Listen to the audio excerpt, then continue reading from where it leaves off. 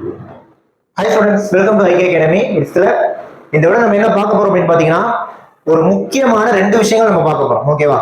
First விஷயம் என்ன அப்படின்னு பாத்தீங்கன்னா நம்ம குரூப் 2A மெயின்ஸ்க்கு ரீசனிங்ல, ஓகேவா, ரீசனிங்ல முதல் 40 கேள்வி கேட்க போறாங்கல்ல, அதுக்கான ஒரு ஃப்ரீ பேட்ச் வந்து பாத்தீங்கன்னா ஸ்டார்ட் பண்ண போறோம். டிஸ்கஷன் பேட்ச், ஃபயர் பேட்ச் நம்மளோட யூடியூப்ல தான் வரப்போகுது. ஓகேவா? ஃபயர் பேட்ச் பேர் வச்சிருக்கோம்.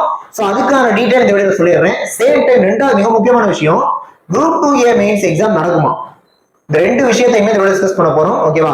சோ வாங்க நம்ம வீடியோக்குள்ள போயிடலாம். அதே மாதிரி இந்த குரூப் 2A மெயின்ஸ் கிளியர் பண்ண நினைக்கிற அத்தனை பேருமே யோசிக்காம சப்ஸ்கிரைப் பண்ணி வச்சுக்கோங்க. கண்டிப்பா உங்களுக்கு யூஸ்ஃபுல்லா இருக்கும். ஓகே, அடுத்தடுத்து நம்ம போற வீடியோஸ் கண்டிப்பா உங்களுக்கு எக்ஸாம்ல கிளியர் பண்ண வைக்கும்.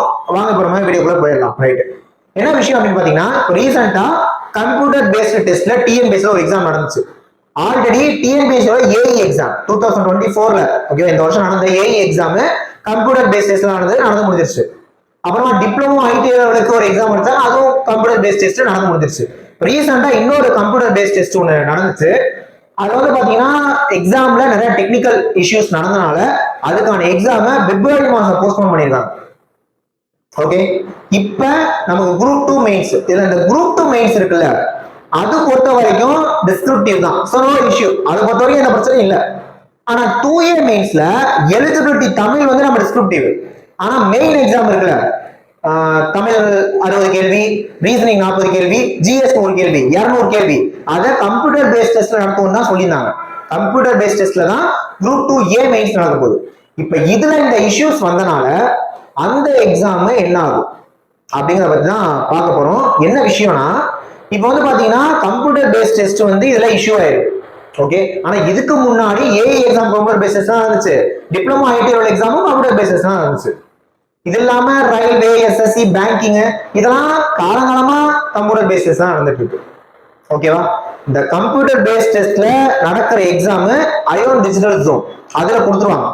இப்ப ட்ரிச்சியே எடுத்துக்கிட்டீங்க அப்படின்னா, நம்ம ட்ரிச்சில இருக்கிறனால சொல்றேன், சிவானி காலேஜ், மேம் காலேஜ், குறிப்பா சிவானி காலேஜ்ல மேக்ஸிமம் எக்ஸாம்ஸ் நடக்கும்.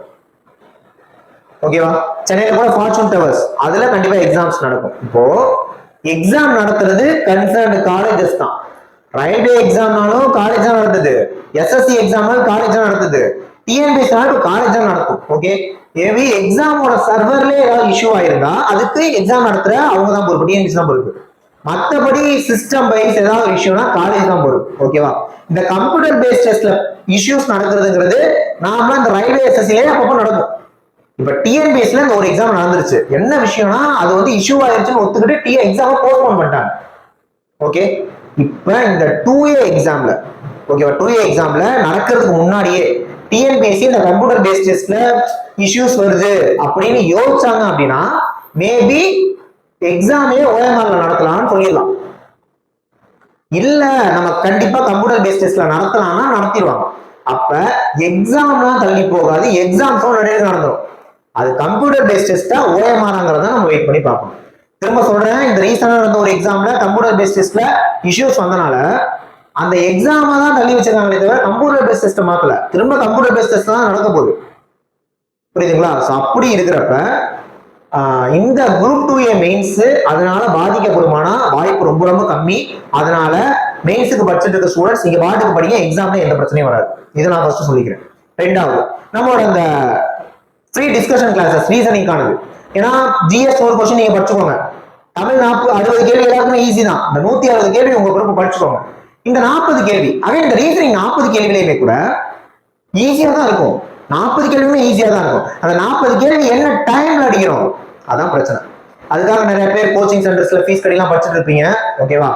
ஸோ நிறைய பேர்னால ஃபீஸ் கட்ட முடியாது. அவங்களுக்காக நான் இருக்கேன், நான் அவங்கள பாத்துக்கிறேன். நான் என்ன பண்ண போறேன் அப்படின்னா, இப்ப 40 கேள்வி ரீசனிங்ல கேட்கறாங்க. மொத்தம் 27 டாபிக் இருக்கிறது, எண்ணி பாருங்க, மொத்தமா 27 டாபிக்ஸ் இருக்கு. அந்த ஒவ்வொரு டாபிக்குமே கொண்டு வந்து ஃபுல்லா எக்ஸ்பிளைன் பண்ண போறேன்னா கிடையாது. அதெல்லாம் நான் பண்ணி உங்க டைம் வேஸ்ட் பண்ண போறதில்ல, உங்க டைம் நான் எடுத்துக்க போறதில்ல. ஏன்னா நீங்க ஜிஎஸ் படிக்கணும், தமிழ் படிக்கணும், டைம் கம்மியா தான் இருக்கு. அப்படிங்கிறப்ப நான் என்ன பண்ண போறேன் அப்படின்னா, ஒரு டாபிக்லயுமே யோசிக்க வைக்கக்கூடிய கேள்விகள், கஷ்டமான கேள்விகள், ஆன் த ஸ்பாட்ல உங்களால ஃபேஸ் பண்ண முடியாத கேள்விகள், அந்த மாதிரி டாபிக்கு ஒரு 10 கேள்வி மட்டும் கொண்டு வந்து அதை நான் உங்களுக்கு டிஸ்கஸ் பண்ணி தரப்பேன். ஏன்னா நீங்க எல்லாமே ப்ரிலிம்ஸ் கிளியர் பண்ணுவாங்க. நார்மலா அந்த ஆப்டிடியூட், ரீசனிங் இதெல்லாம் பேசிக்கா உங்களுக்கு தெரியும். அப்படி இருக்கிற திரும்ப நம்ம A to Z பேசிக்ல இருந்து ஆரம்பிச்சு நடத்திட்டு இருக்கிறது யூஸ் இல்லை. ஆனா கேட்க போற எல்லா கேள்வியுமே நீங்க அடிச்சிருவீங்களான்னா அது கேள்விக்குறி. அப்ப எக்ஸாம்ல ஒரு வேலை ஃபேஸ் பண்ண முடியாத அளவுக்கு கேள்விகள் வந்தா அது எப்படி அப்ரோச் பண்றதுங்கிறத நான் உங்களுக்கு சொல்லி கொடுத்துட்டேன்னா நீங்க எக்ஸாம் நல்லா பண்ணிருக்கீங்க. அதுதான் தேவை. அது 27 டாபிக்குமே நான் கொண்டு வரேன். அப்போ ஒரு டாபிக்லயுமே முக்கியமா எக்ஸாம் பாயிண்ட் ஆஃப் வியூல கொஞ்சம் யோசிக்கிற விதமா இருக்கக்கூடிய கேள்விகளை நான் உங்களுக்கு கொண்டு வரேன். கூடிய விரைவில் அதுக்கான செஷன் ஆரம்பிச்சோம். டெய்லி கிளாஸ் இருக்காது, ஆல்டர்னேட் டேஸ்ல தான் இருக்கும். நான் ஃபர்ஸ்டே சொல்லிக்கிறேன், ஆல்டர்னேட் டேஸ்ல வீடியோஸ் வந்துட்டே இருக்கும். நீங்க உங்களோட ப்ரிப்பரேஷனே பண்ணுங்க. மற்றபடி நீங்க வேற இன்ஸ்டியூட்ல படிச்சாலும் ஓகே தான், நம்மளோட கிளாஸஸும் பார்த்துக்கோங்க. ஓகே.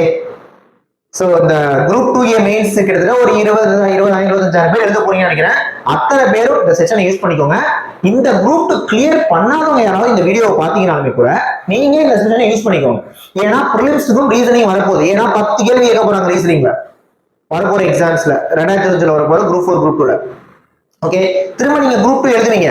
இந்த வருஷம் மிஸ் ஆனாலும் அடுத்த வருஷம் 2025 எழுதி வச்சுக்கோங்க. 2025ல குரூப் 2 நீங்க மெயின்ஸ் கண்டிப்பா எழுதுவீங்க, ப்ரிலிம்ஸ் கிளியர் பண்ணிடுவீங்க.